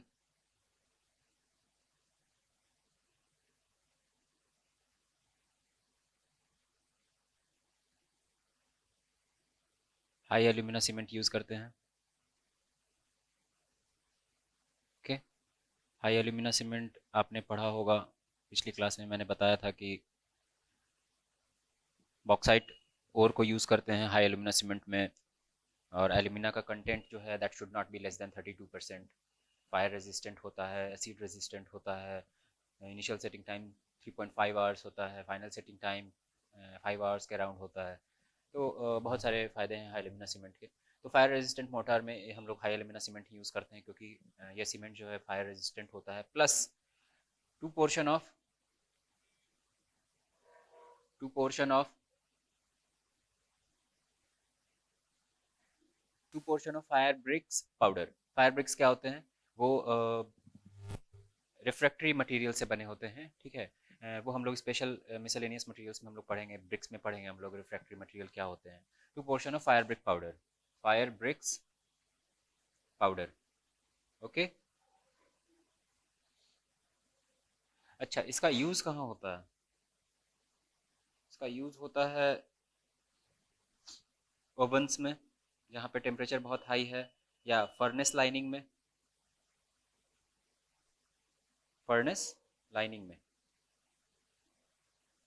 ठीक है।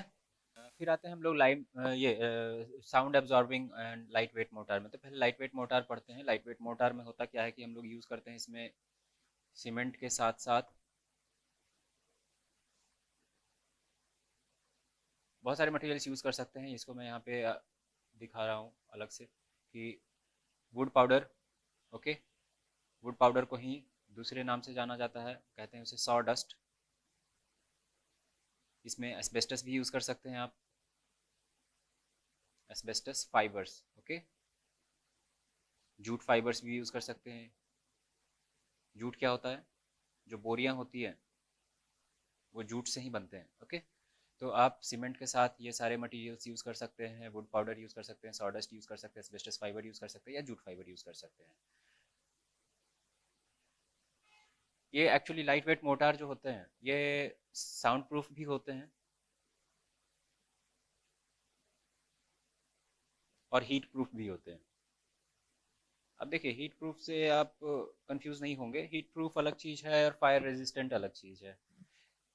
हीट प्रूफ का मतलब होता है इंसुलेटिंग इफेक्ट क्रिएट करेगा, ठीक है। और फायर रेजिस्टेंट का मतलब है आग लग जाने के बाद ये आग को फैलने नहीं देगा। ओके। फिर हम लोग आते हैं अब साउंड एब्जॉर्बिंग मोटार की तरफ। ठीक है। तो साउंड एब्जॉर्बिंग मोटार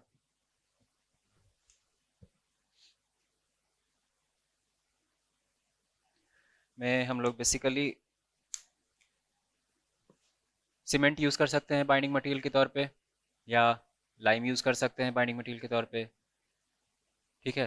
प्लस जो हम लोग एग्रीगेट यूज़ करेंगे, जो फाइन एग्रीगेट हम लोग यूज़ करेंगे, वो हमारा सैंड ऑब्टेन्ड फ्रॉम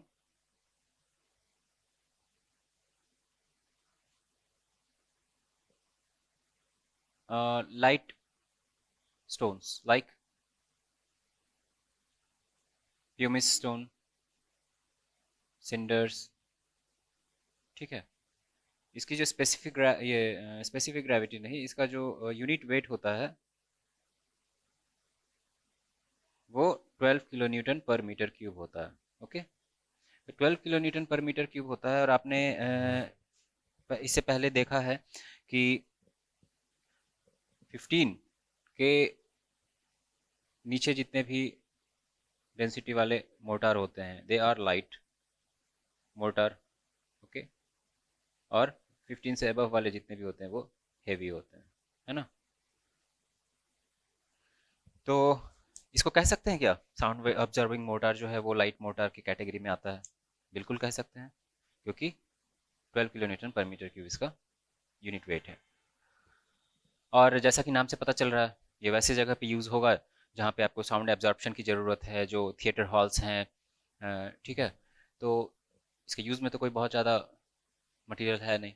अब आइए इस एक्सरे शील्ड मोटार की तरफ। ठीक है। इसमें बहुत ज़्यादा डिफरेंस कुछ है नहीं। इसमें सिंपली बाइंडिंग मटेरियल के साथ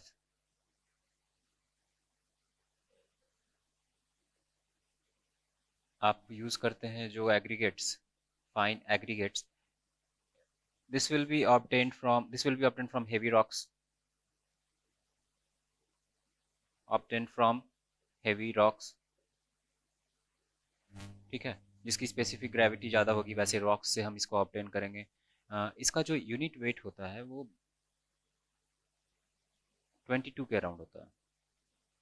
unit weight will be equal to 22 kilo newton per metre cube. And again मैं आपको याद दिलाना चाहूँगा कि चूंकि ये 15 kilo newton per metre cube से ज़्यादा है, so it will be falling into the category of high weight mortar, high density mortar या high weight mortar. Okay. High weight mortar, high weight mortar. Okay. और use के लिए तो आप समझ ही रहे हैं, नाम से पता चल रहा है। जो एक्सरे कैबिनेट्स होते हैं जहाँ पे आप एक्सरे किया जाता है, उसके वॉल के प्लास्टरिंग के लिए यूज़ किया जाता है। ओके, तो अब आप इसका स्क्रीन ले लीजिए।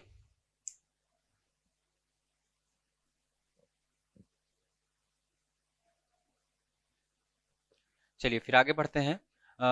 गनिटिंग और ग्राउटिंग ये दो टॉपिक्स हैं जो कि मोटार के टॉपिक में कवर होना है। इससे सवाल आते हैं ऑब्जेक्टिव के तौर पे बहुत सारे। ठीक है, तो हम लोग अब गनिटिंग और ग्राउटिंग पढ़ेंगे। तो गनिटिंग को मैंने यहाँ लिख दिया, एक बार मैं आपको एक्सप्लेन कर देता हूँ। It is basically use for repair work. जैसा मैंने पहले कहा है कि यदि कोई वॉल है जिसपे इंफीरियर क्वालिटी का प्लास्टर लगा हुआ है और वो डिसइंटीग्रेट हो गया वेदरिंग एक्शन की वजह से, तो उसको रिपेयर करना है और लार्ज स्केल पे रिपेयरिंग चल करनी है अपने को, तो वो गनेटिंग का इस्तेमाल करते हैं। उसमें एक स्पेशल गन होता है, उसमें एक नोजल लगी होती है, उसमें होज पाइप्स होते हैं पीछे की तरफ, और या तो जो डिफरेंट इंग्रेडिएंट्स हैं वो डिफरेंट बॉक्सेस में स्टोर होंगे and they will come together and they get combined in a one box and then they are shooted out of the gun nozzle. या फिर एक ये भी हो सकता है कि मिक्सचर ही पूरा प्रिपेयर करके हम लोग रखें हैं और वो पूरा mixture that will be moving to the box through hose pipe and then that will be delivered by the gun nozzle। तो गन नोजल जो है, पहले तो बात तो ये कि यहाँ पे 1:3 सीमेंट सैंड का मोटार यूज़ करते हैं। ये बहुत बार पूछा गया है एग्जामिनेशन में। और रिपेयर वर्क तो चलिए ठीक है, ये हो गया। इम्परवियस लेयर प्रोवाइड कर देता है ये। इम्परवियस लेयर प्रोवाइड करता है, यानी कि परमिएबिलिटी को रिड्यूस कर देगा, ड्यूरेबिलिटी इंक्रीज हो जाएगी, जो इंटरकनेक्टेड वॉइड्स बाहर सरफेस से अंदर की तरफ पेनिट्रेट हो रहे हैं उनको फिलअप कर देगा। ठीक है, specific type of gun is use. उसमें एक नोजल लगी होती है, जो नोजल से प्रेशर अप्लाई किया जाता है मटेरियल पे, जिस फोर्स से वो जाके दीवार पे या सरफेस पे अटैक करता है, that is 0.2 to 0.3 mega pascal. और इसको आप कैसे समझ सकते हैं ये कितना होता है? देखिए, एटमॉस्फेरिक प्रेशर की बात यदि करें हम, okay, that is 0.1 mega pascal, यानी कि जितना एटमॉस्फेरिक प्रेशर है उससे दो गुना प्रेशर अप्लाई करते हैं।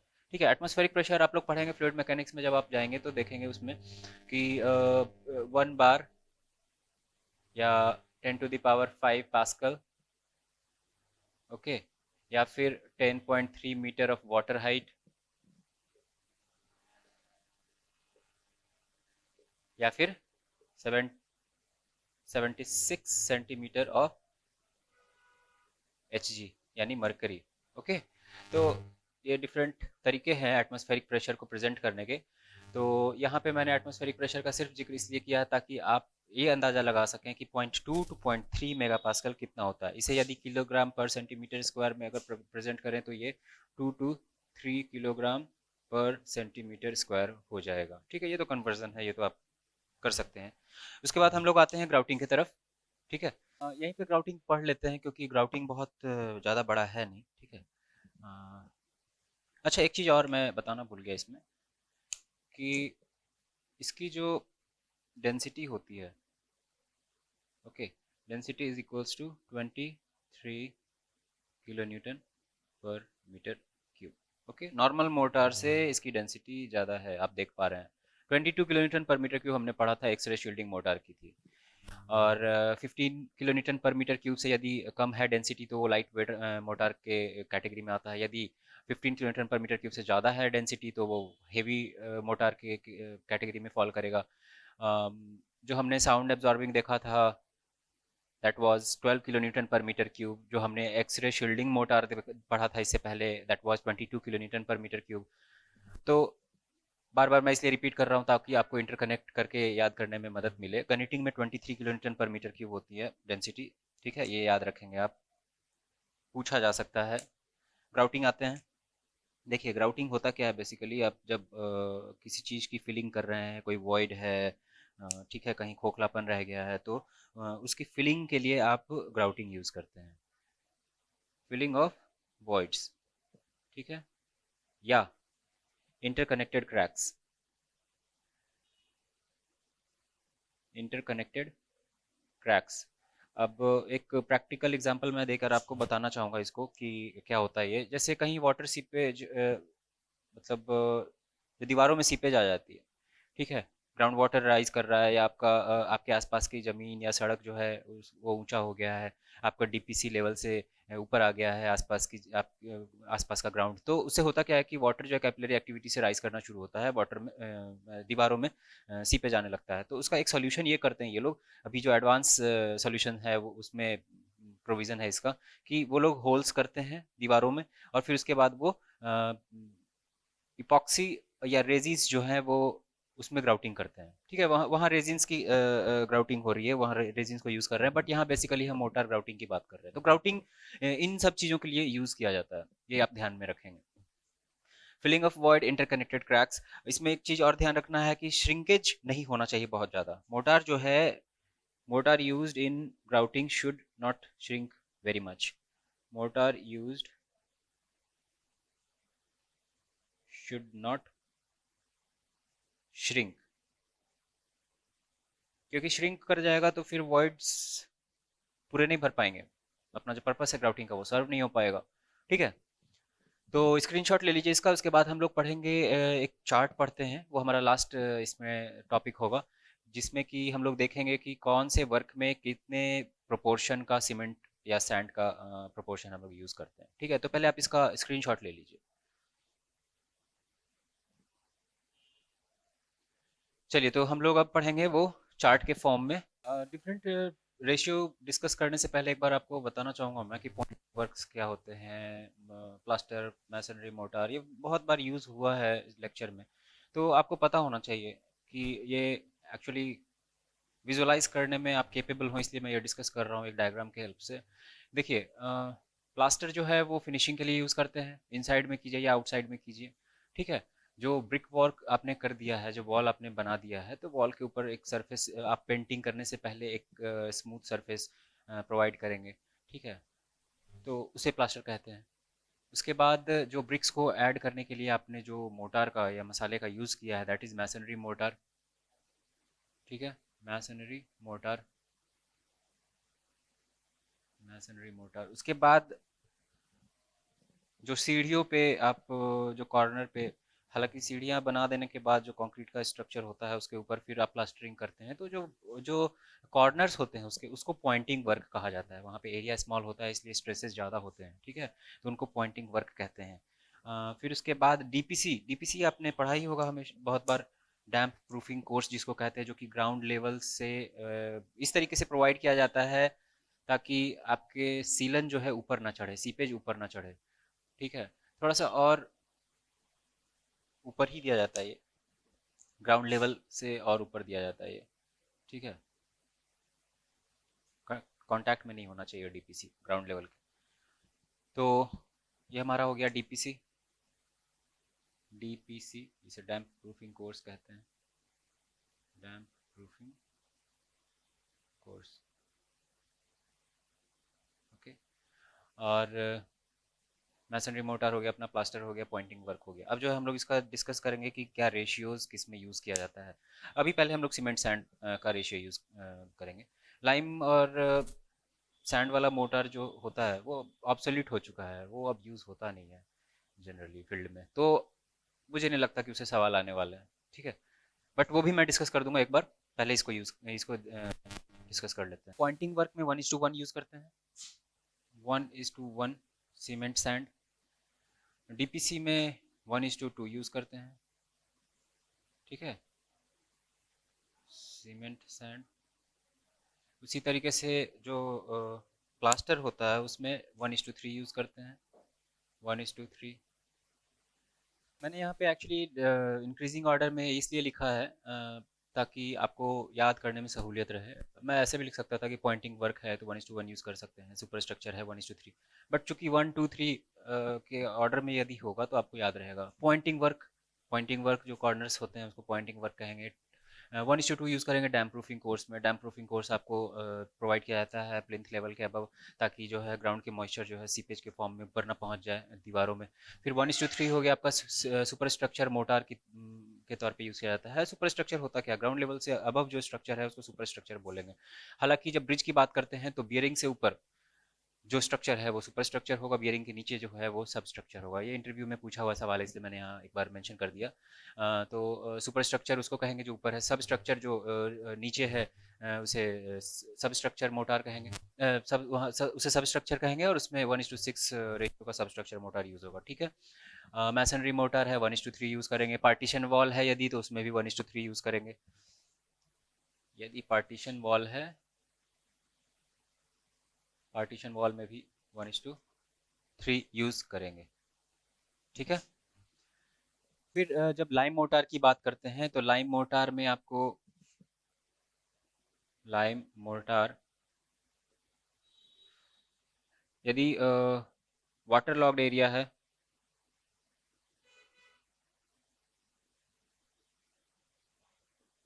तो 1:3, यानी कि 1:3 क्या है यहाँ, लाइम और सैंड, 1:3 मोटार यूज़ करेंगे। देन स्टोन मैसनरी यदि है,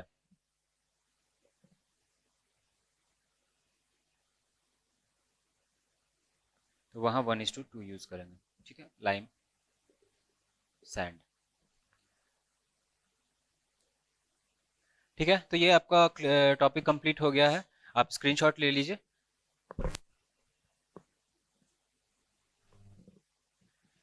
चलिए ठीक है, तो अब नेक्स्ट क्लास में हम लोग कंक्रीट टेक्नोलॉजी पढ़ेंगे। आपका लाइम और मोटार का टॉपिक कंप्लीट हो गया है। इससे रिलेटेड जो क्वेश्चंस आपके कॉम्पिटिटिव एग्जाम्स में आए हुए हैं 2017 में, इंजीनियरिंग सर्विसेज में, एसएससी में, तो वो मैं आपको एक अलग से टॉपिक करा दूंगा, ठीक है, ताकि कोई भी गैप ना रहे। चलिए ठीक है, तो मिलते हैं नेक्स्ट क्लास में।